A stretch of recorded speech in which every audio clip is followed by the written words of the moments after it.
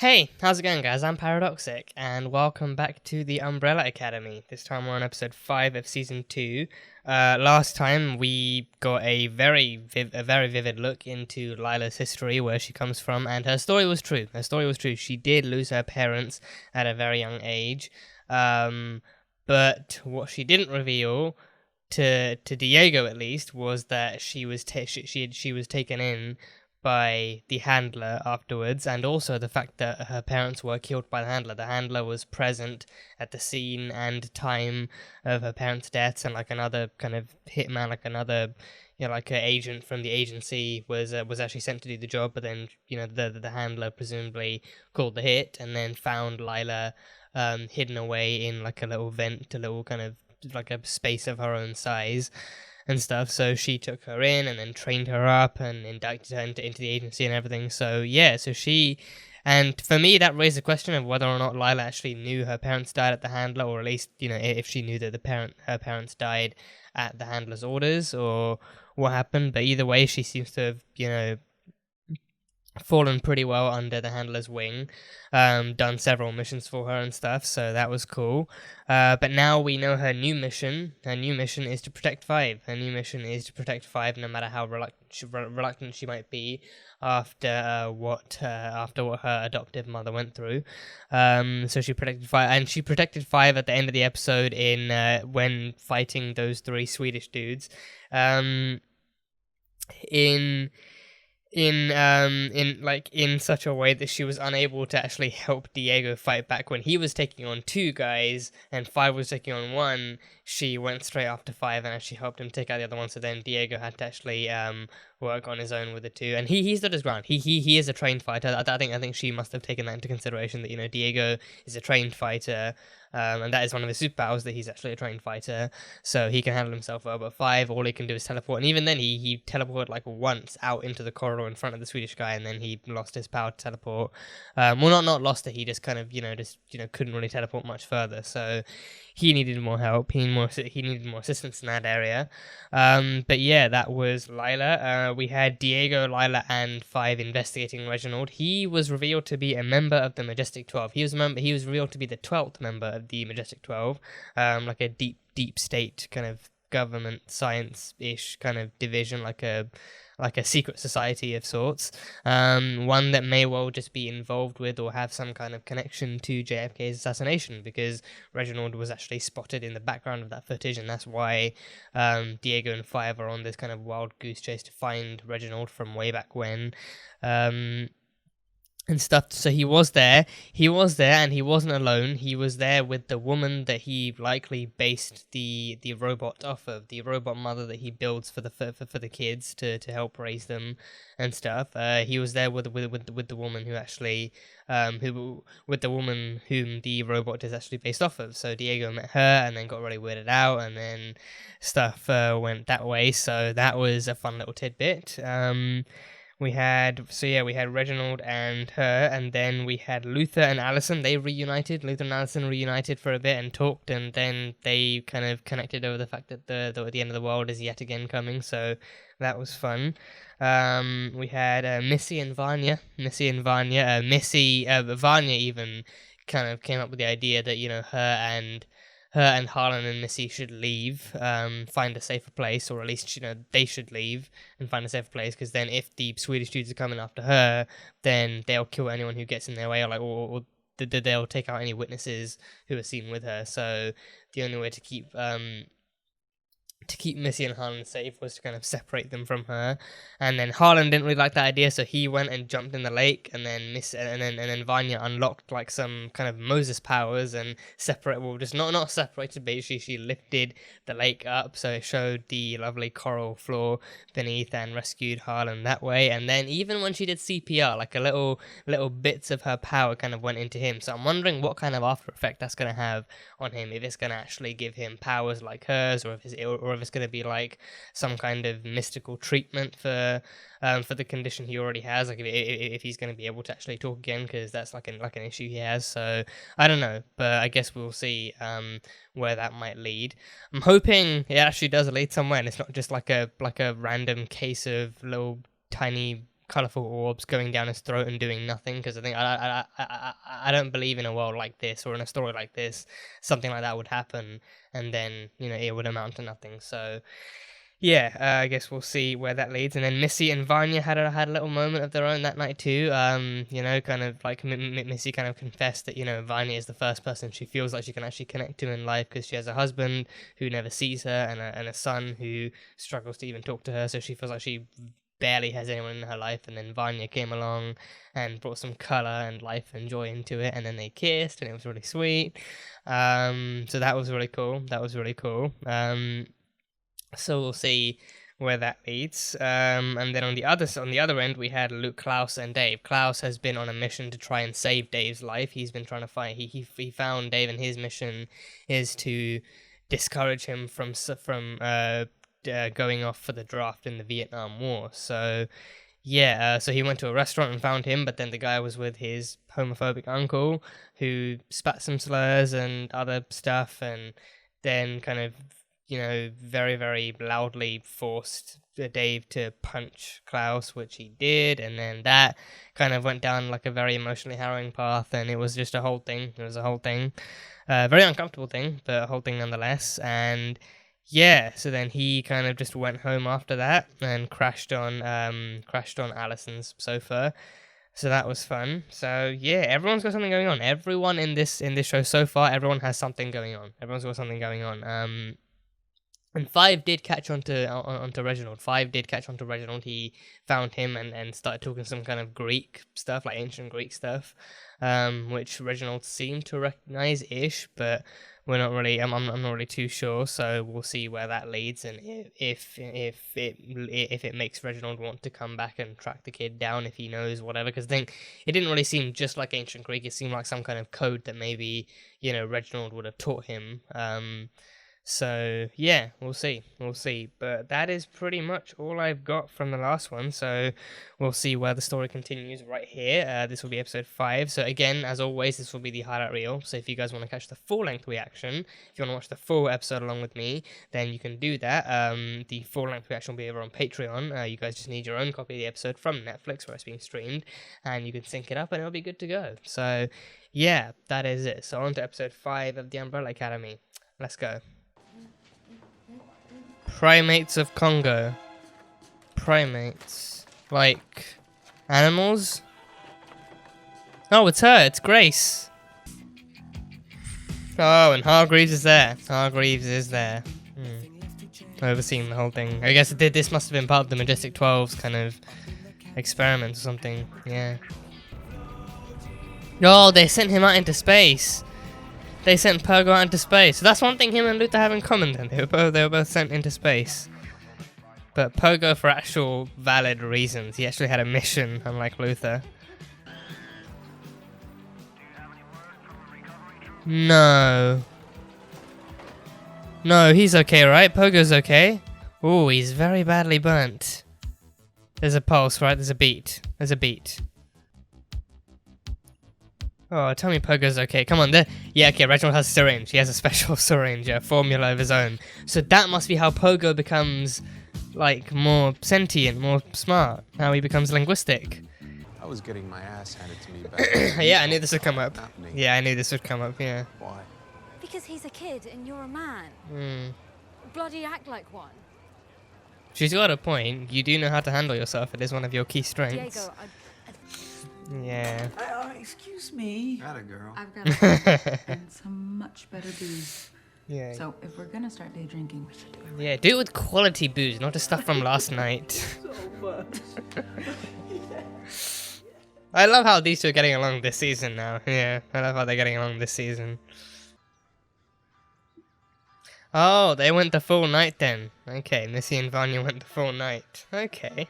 Is that coffee? Awesome. Coffee is much better suited for mornings. Coffee is much better suited for mornings than plain alcohol, let's be honest. You know, yesterday when you were talking about us running away, where we could be together like this all the time.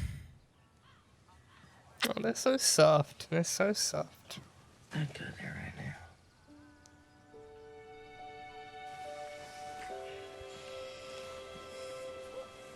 I'm your son.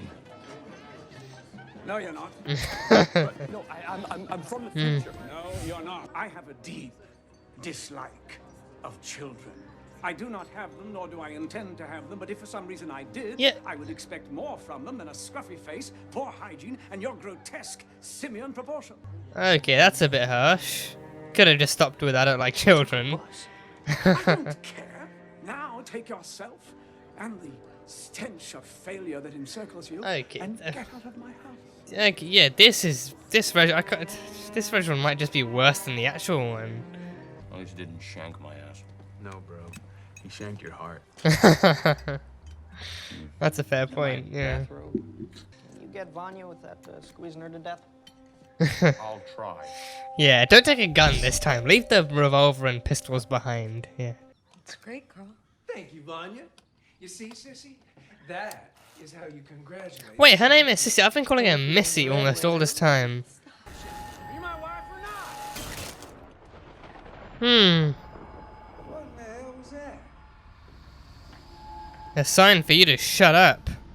That's what it was. Oh, Harlan senses it.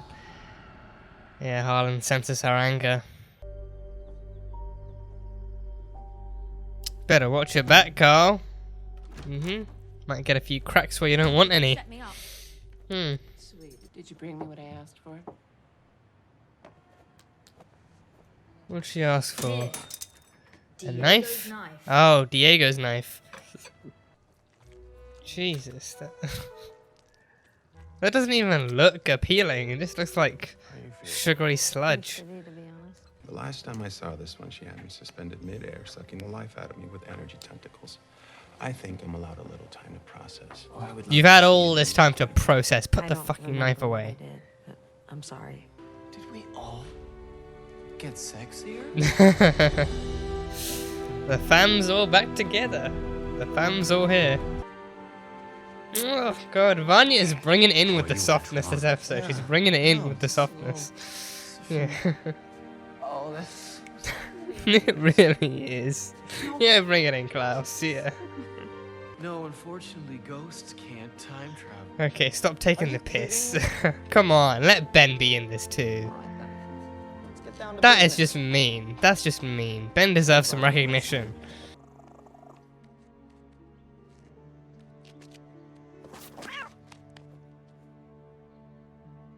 Did she just kill a cat? Diego. That's why she wants the knife, so they can identify the knife. The Swedes. Oh, shit. And latitude and longitude, I presume. First off, I told him we had until 2019. we have until Monday. We have 6 days. Is it Vanya? Klaus. What? Okay, come on. It was Vanya one time. One time. We know he's on the grassy knoll in 3 days to kill the president. So I think we all know what we have to do. Kill Fine, Dad. Killed? You wanna kill your own dad? None of us are supposed to be here, right? I mean, what if it's us? Come on, acknowledge Ben. Ben deserves some. You all. Yeah, come on. Not that is unfair. Klaus should have brought Ben into this. He should have brought Ben into this. Ben deserves to be recognized and acknowledged by his family too. Oh, was it a warning? A warning that he's a target? A light supper. No, his knife was included in that. Only the handler got one of his knives. That can't be a coincidence. I mean, who in this room knows shit about relationships? This one, in secret love with some farm frau, Her name's Sissy. which is an improvement on her previous love interest, the serial killer. Oh yeah, that's a Meanwhile, very good I'm point. carrying A torch. huge, bright improvement. Soldier I haven't technically met yet, and Luther is... Face it, the healthiest long-term relationship in this family was when Five was banging that man. The only thing the Umbrella Academy knows Oh about god. love. Oh, the knife. His knife. That's Diego's knife. Is this a trap for the Swedes? Oh, it has to be. It is. Oh! It's a trap for the Swedes! Oh! No, just a foot. Just a foot. 1 down, 2 to go. 1 down, 2 to go, and it's Diego's knife. Oh, is she gonna set the Swedes on him by framing him for the attack? I feel like that's what she might be doing. That's what she might be doing. Oh, oh, he's got jumps though. Oh, okay, he can. He's got moves. He has got moves. 5 does have indeed have moves. Oh, oh. How does she do that? How does she do it? Oh, oh, okay. You can come out now. Wait, what? Oh, the handler. He knows she's there. He knows the handler's there. She fights like every one of you commissioned drones. Did you miss me, you little shit? Lila's a drone? Or was that like a figurative thing? Like a figurative commission people have the same fight styles and okay, I feel like that's more figurative. Now's not a good time. Now's the only time. Okay, now do this when you're sober. We could have years, we could have days, but we only have one life. And we gotta go with our hearts. And my heart wants to go with you. Sissy! Oh, shit. What happened to that beer, girl? Oh, this happened. That happened. Don't you dawdle now. That was just morning talk. Lies we tell each other to get through the damn day. We don't get to live our fantasies. This is why you should have done this when you were sober. Otherwise, stuff comes out. Oh, the Swedes fired an arrow. The Swedes fired a flaming arrow to burn what's left of their fallen brother. Yeah, literally just the leg. Just that one half of a leg. Not even a full leg, half of a leg. Is that the Adele song? Is that Hello? Is that Adele? Sung in another language? It has the same tune. It has the same tune as Hello by Adele. Yeah, just like different language. I'm gonna tell you everything. Apocalypse and all. Apocalypse and all.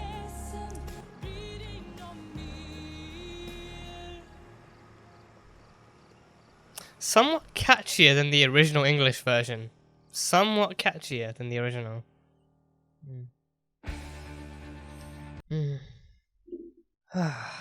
Okay, that was crazy. That was a pretty crazy episode. But yeah, we had a family reunion. I think that was a great thing to have by this time. Like I think this season, like the last one, is like 9-10 episodes long. So you know, it's now episode 5. We're officially halfway through. So at this point, we should be getting family reunion. Pardon me. Yeah, no, so at this point we really should have been getting like a family reunion, which we did. All the family was here, minus the dad. The dad, I think, was interestingly explored in this from Luther's perspective. Luther having revealed that he actually sought out Reginald almost like fairly soon after he actually arrived in 63 to begin with. He actually was pretty homeless and hadn't really slept well, hadn't really washed. I think he should like knowing who he was going to, knowing the kind of man Reginald was, at least as he knew him, he should have at least tried to look for a way to actually freshen himself up a little bit, and try something instead of literally walking into the guy's house, especially after having arrived in the setting, seeing all of these other people in suits and tuxes and dresses and much more prestigious and royal, like not royal, but much more formal kind of attire, and like knowing like how packed the place was. And soon afterwards, I think he must be aware of, like, you know, the fact that he, you know, did smell like he didn't really have a shower in so long. But I don't know, but even like, despite his unkempt kind of appearance, he still sought out Reginald, and Reginald was having none of it. Almost as soon as he saw Luther cross his path, he was just denying everything coming out of his mouth, and then he went straight for the heart. He went straight for the heart, just like Diego said. He might have shanked me in the liver, but he shanked you straight in the heart with his words. And I think he was a little more harsh than he needed to be. Like, he could have literally just stopped with, "I don't like kids, I'll never have kids, I don't want any kids," and then after that. But then no, he decided to literally tear Luther down piece by piece until nothing was left but his you know, very, very fragile sense of dignity and whatnot. So So yeah, he went in, and yes, I think that is a very different Reginald. That is a very different Reginald than the one we're aware of. Like, this one seems to hate kids and doesn't want anything to do with them. But then, 10, 20, maybe 30 years from now, yeah, like a good handful of years from now, a good handful of decades from now, let's say, um, he does actually end up, adopting kids, adopting very, very peculiar kids. They're like a handful of a lot of peculiar kids. Because I think the Hargreaves are Allison, Vanya, Luther, Diego, Klaus, Ben. 6. It's 6 of them. I'm not missing anyone, am I? Because I even counted Ben. I even counted the dead guy. So I'm hoping, assuming I'm not missing anyone. So they are 6. They are 6. But then from the intro of season 1, we did find out that there were actually a lot more kids born in that same very, very unexplainable, peculiar kind of way. But then these 6 kids were the ones that Hargreaves himself actually, took in and raised as his own. So then it's like I think, and again, also like the opening scene here was also Pogo. The opening scene was also Pogo, like a Pogo, and also Grace having like trained Pogo or like experimented on him in like very, very mild ways, like teaching him to press certain things and to control stuff and giving him those kinds of orders. And then Reginald was there. Reginald and 2 of his men seemed to be somewhat in charge of the whole thing. And then they sent the monkey out into space, and then Pogo crashed back to Earth. So we find out how Pogo got his abilities, and his abilities were not natural. He was severely injured after having burned up in the atmosphere and crashed back to space. So then the serum, so just like with Luther, like Reginald's serums, they give you the revival you need, but then they also come with some kind of side effects. So I don't know, because I think with Luther's, I think the serum was meant to revive him and to give him the strength he needed to live again, but it also came with the side effect of amplifying that strength and turning him into a giant ape man. So with Pogo, I feel like it happened the same thing. Like the main kind of goal was to revive him and give him the strength he needed, but then the side effect was giving him like that extra level of sentience and the ability to communicate with humans and to to actually act and talk and think like a human too. So it gave him that kind of physical humanity to him.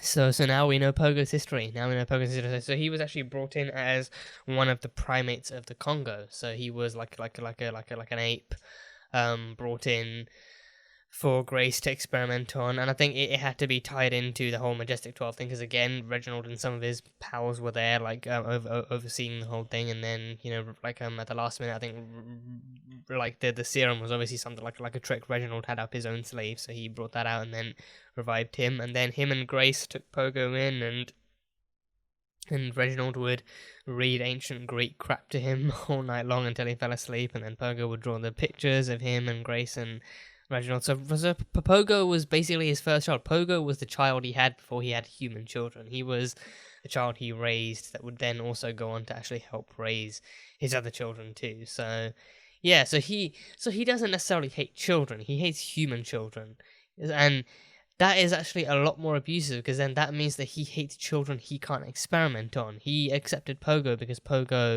he had experimented on Pogo. He had given him that serum to revive him, and then that brought out another kind of more scientifically observable side to Pogo that he could actually, train and, teach all this stuff to. So he doesn't hate kids. He just hates kids he can't, use in this way. So that is, miles more abusive than anything else. So yeah, so he doesn't like being an actual father or like an actual dad to kids. He likes training them up and making them fit into his image of what offspring should be. So yeah, if you needed it re-established, Reginald Hargreaves is a dick. He's a dick of the highest order. So yeah, yeah.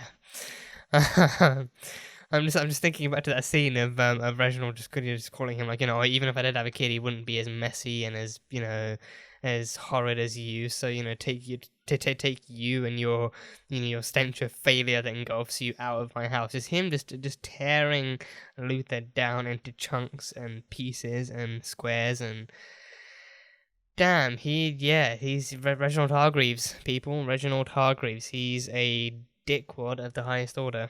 But yeah, the family reunion was great stuff. It's I mean, understandably, it was better than the one we saw last time, because last time, like, their family reunion was in the wake of their dad's death, and also it was when it was after, it was in so long after the family had split up originally and went their separate ways, and not all of them were happy to come back. But with this one, they all need to come back. They've all spent some time. We've had like an entire season with them, and then some in this season too. So this one, it was a much nicer thing to see. Like they were all kind of mostly, happy and joking around and palling around with each other. So it was cool. It was very, very cool. And I think there are other kind of dynamics in this season that I definitely enjoy more than having seen last season. Like this season, we have a lot more of Allison and Klaus. They are amazing together. They are amazing. They really get along well together, which I love to see. We have a bit more of Luther and Diego, which is fun because they're two of them, the two kind of macho guys. I mean, macho, I use macho as for lack of a better term, but they are kind of like the two bros of the team somewhat, minus five. Five, honestly, to me, he sounds more like a lone warrior, but when he needs to, he will get the team together. When he needs to, he will get the family together. If it's something he thinks he can sort out by himself, then he will sort out by himself. He's more of a lone wolf in that sense, and Diego just believes in, like he said, he believes in being a hero. He believes in being a hero that fights crime and saves people, so if he has to do it alone, he does it alone. If he needs to do it as part of a team, he'll do it as part of a team. And Luther is like the Boy Scout of the team. He's the Boy Scout. He tries to incite hope and victory in his family and stuff. And he tries to be the guy doing the right thing. But and he even addressed that he even addressed it earlier this season. That last season he just wanted to be the guy doing the right thing, but he just wasn't quite sure what it was and stuff. So they're like Five and Diego and Luther. They each have their own, and even Klaus has his own they all have their own kind of approaches. I mean, Klaus, he's nothing like them in the sense that he is the most carefree of them all. He is the most carefree of them all. If he wanted to start a cult in the middle of all this, and he went off and started a cult. He was blissfully unaware of the apocalypse and the impending doom, and he got transported back to the 60s, and his immediate thought was to start a cult. So yeah, he is the most carefree of them all, and he has his own struggles to go through, which he is powering through. So that was fun. That's cool to see. But yeah, Allison and Vanya getting back together too. That was cool. That was very, very cool. Especially after what happened last time. It was very cool. I think one thing I didn't like was them immediately, especially Diego questioning whether or not Vanya was the cause of this new apocalypse. It's a little insensitive. So especially since she's only just come out of her recent kind of state of being an amnesiac. She's only just come out of it. One episode she finds out she literally goes there. The next one she then finds out, okay, so this happened. So now people to suspect that she is the cause of this next one regardless. So it's a little insensitive, but you get why they're asking. You get why they're asking at the same time. So it was fun. But I wish they would have no. Klaus was really mean. In this episode. He should have not only let Ben talk in. He should have not only let Ben through with his powers and let the others see him, but he should have also admitted to them that Ben was actually there. That was unfair. They deserved, because even at the end, it hurt my heart to hear Ben actually telling them as they all left the building, I missed you guys so much. He deserved to have a chance to actually say hi to them and to actually see them again after so long and stuff, because I think Ben was there in physical form, in flesh and blood form, I think for a split second when they were all traveling back in time, because he was still there, he was one of them, and I think they never really properly addressed that either. So he deserved to have a chance to say hi to his family. He deserved that at least. That is the one thing or at least I think one of the things that pissed me off most about this episode, the fact that they didn't really let Ben say hi, or to actually let Ben interact in the same way. Just because he's dead, ghosts exist in this fashion for a reason. Ghosts exist so that they can say hi and hello from beyond the grave. He deserved that chance. So I hate Klaus for that. But I'm sure Ben can get a chance. I hope Ben can get a chance in a future episode, but I guess we'll have to see. But yeah, he deserved that. He deserved a chance. Vanya and Missy had some fun times to begin with in the episode. They had some fun times to begin with, or at least we saw the post-fun times at the beginning, and then some bad times towards the end of it. So the fun times were good. The fun times were very, very heartwarming and soft to see. Like, it's the first time I think we've actually seen Vanya and I've been calling her Missy. I think I've called her Missy like the past few episodes. I completely forgot because I think I know the name Missy from I think another TV show. I don't know what TV show it is. I know the name Missy from like another TV show, so that name has been stuck in my head, and then I think that kind of translates from this. But in this one, it's Sissy. It's Sissy and Vanya, not Missy and Vanya. Sissy. So yeah, like I mean, Sissy is like another word. It's actually like I think it's another kind of word, like an adjective of some kind, to my knowledge. But yeah, Missy is like an actual name, but Sissy to me, like Sissy sounds like a whole other word that I'm aware of. So Missy is why I've been using Missy. Missy sounds more like an actual name, but you know, Sissy and Vanya. You know, it's actually, I think it's definitely like one of the happiest moments from them we've seen. Like them two just being together and alone and just being happy to talk and free from the outside world and just being them two together. It was so genuinely soft and heartwarming in that kind of aspect. And then Carl had to come along and his stupid car with his stupid face and his stupid voice and everything and muck it all up. But yeah, no, they had a lovely morning chat. They had a lovely morning chat about spending the day together, spending a few hours together, spending some time together, actually leaving with Harlan and never coming back, and just, you know, spending the rest of their life 1963 onwards. But of course, good things never come to those who wait or, you know, enjoy life with the people that they love. So yes, I mean, Carl had to come back, and then Sissy was reminded of what she actually had, of the stuff that she started off with, and she felt bad for having slept with Vanya or engaged with Vanya in any fashion to begin with.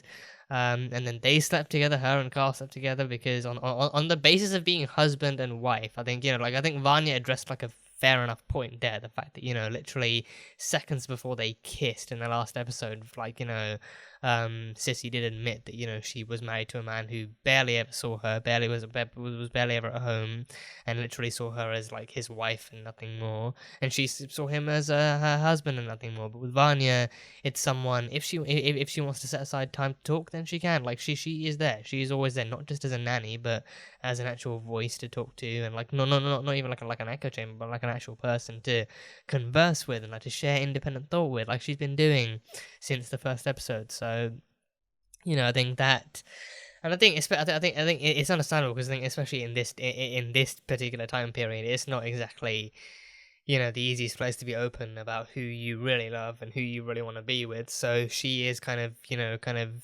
crawling back into that space where she knows she'll be safe from judgment or pain or anything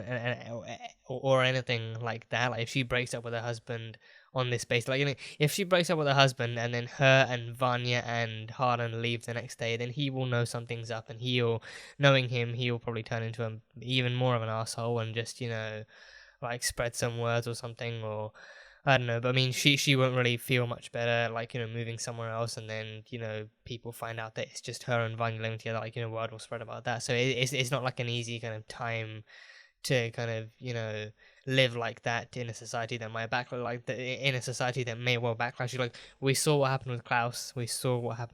So the idea of something like that happening to Vanya or Sissy is terrifying. Equally terrifying, I should say, it was, you know, pretty anxiety inducing watching that happen to Klaus. So watching that happen to Sissy or Vanya would be equally terrifying. So yes, I think that ending was literally, and I think also she really should have had that conversation while sober. Because I think, yeah, and I think Carl even suspected something like when the glass actually cracked on the window, like he saw Vanya walking away. I think he must have suspected something. So I think that ending, him walking in with nothing but his underwear on and, you know, being all flirty and cocky with Sissy and then walking away, that was him kind of, you know, kind of trying to establish his kind of alpha male presence in the household, being like, you know, this is my wife, I'm going to sleep with her, you go do your nanny business with Harlan and all that kind of BS. So yes, I think he must suspect something. He must suspect something. So yeah, but even though I think even if he doesn't suspect Powers, I think he must still suspect something, like, you know, something going on between him, between her and Sissy. So I think he's trying to cut, you know, he's trying to, you know, cut away any ties that might be left there and try and, you know, like try and like remind them, and like he's reminded Missy that she's the nanny there and that he is her husband. So again, she's crawling back into the relationship that she knows she'll be kind of safe in, even if she's not fully happy, which is, as of right now, what she wants. So, yeah, the ending I didn't like so much. That ending I did not like so much, and then Vanya just left. After that, Vanya just left and drove off. So, yeah, I don't know. I don't know where they're gonna go with that. And I think especially it being set in the 1960s gives me even less confidence that they will be able to move forward with that in a positive light. If they do, I will be ecstatic. If they don't, then I won't be surprised, but I'll still be disappointed. But yeah, I don't know. It is what it rather unfortunately is. So, yeah. The handler returned and made Diego the new target of the Swedes. Initially, she made him the new target, so he's giving him the same kind of canister that agency assassins and stuff usually get. Picture of him and, like, you know, coordinates and stuff. So I think the coordinates, yeah, I was wondering, because then Luther and Diego got an envelope with Diego's knife, because then Lila actually managed to steal one of his knives and give it to the handler. So I thought, oh, maybe she must be luring Diego and Luther and the Swedes to the same place. So maybe she must be, like, it must be a fake invitation from Reginald, and, you know, like, because he got a blade too, so it must have been a fake invitation to actually get them to meet up in the same place, and then they go at each other, and one of them ends up killing Diego or something like that. But no, I still don't know how he would have gotten a knife if, or maybe unless she stole more than one, and one of them was given to the handler, and another one was actually sent through, or I don't know, I don't know, because I don't know, because I don't know if she would have given him the second one. I don't know where I don't know where the knife that Diego got would have come from, because it was one of his knives, it was one of his blades, I believe. But the one that Lila gave the handler was actually planted in that tree in the forest, and then the coordinates they gave them were there, and then the guy saw the knife and walked over, activated the tripwire, and then the bomb went off and blew him up. So her plan was always to kind of further instigate, don't know if I'm using that word right, but to further implement Diego as the target of the Swedes by turning it into a vengeance mission. And I think now at this point it's definitely going to be a vengeance mission, because Diego's knife was on that tree, so I think they're going to kind of, you know, go after him because of that, like, you know, oh, Diego was here, or, you know, his equipment was here, or something. Like, he's still going to be tied to that kind of death. So the Swedes will definitely use that in their favor and fight even harder to find him and take him down. So that is all the handler's doing. That all has to be the handler's doing. So there's only two now. There's only two. One of them is gone. There's just a leg left, which they then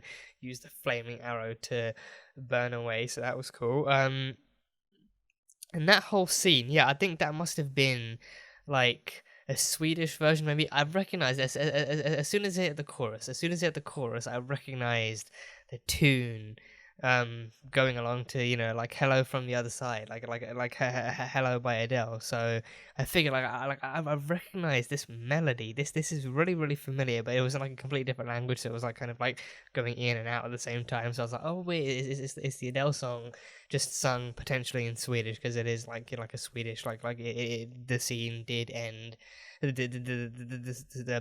The scene, that segment did start and end with the Swedes, and had like a montage of other kind of character stuff kind of plopped in. So yeah, that was fun. So yes, Diego versus Swedes, that'll be coming up soon. And also, Five caught out the handler. He was super suspicious from the get-go of Lila in this episode, and he immediately banished her after having fought off the Swedes and having lost Reginald, so he immediately banished her.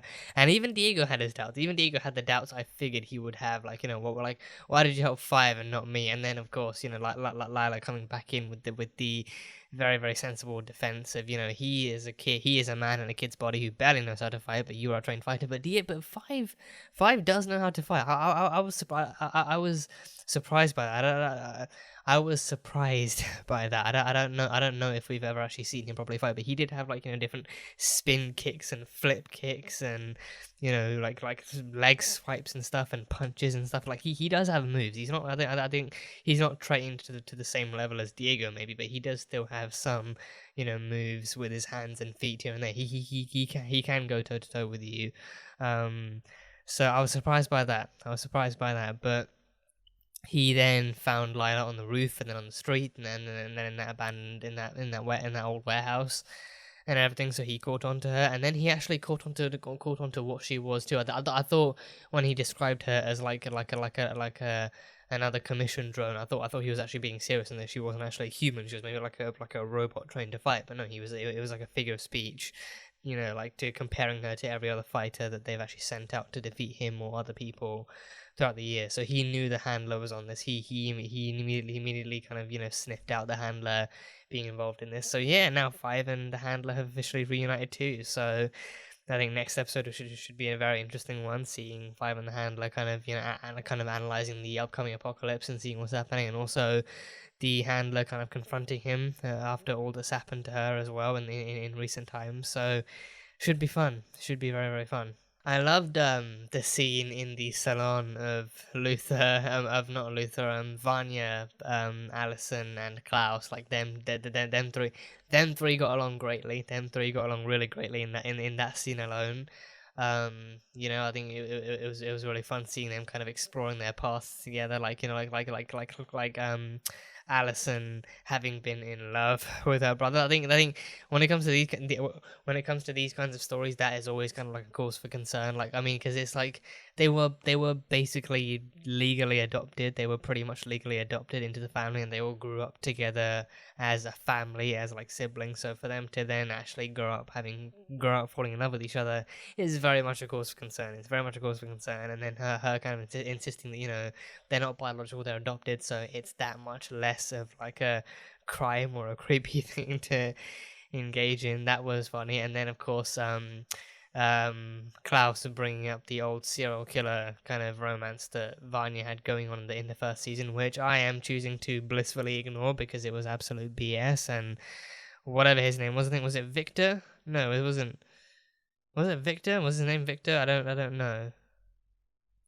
Victor or Harold? I think Harold sounds appropriate. I think Harold was a name that was mentioned. I think he had like an alias. He had an alias he was using with Vanya, I think, but then he actually had like a real name that Allison found out and investigated and found out who he really was. I think Harold was his real name, but then he had like another alias, maybe Victor, maybe something else that he actually used with Vanya, but then he had like a deeply disturbed past, which then impacted his future and the present and everything. So that was not a very kind of good romance for Vanya to have engaged in. But I mean, you mean, given the kind of stuff that she was going through at the time, you can't really blame her for having fallen in with someone like that. But still, it's she's moved on from that. She has Sissy now. She's much better. She's much better for Vanya.